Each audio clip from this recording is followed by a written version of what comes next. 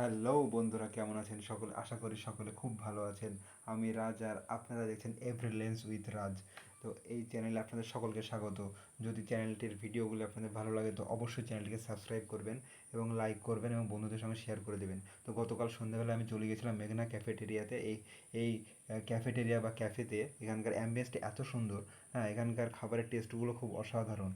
আমি সন্ধ্যাবেলা আমি আর আমার বন্ধু চলে গিয়েছিলাম।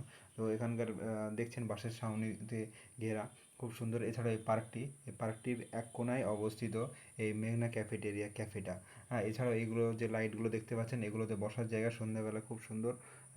এখানে গিয়ে বসার জন্য, গল্প করার জন্য আদর্শ জায়গা।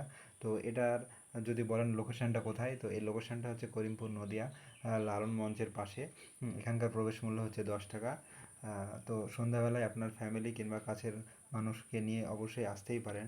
হ্যাঁ, গল্প করার জন্য আদর্শ জায়গা। ধন্যবাদ।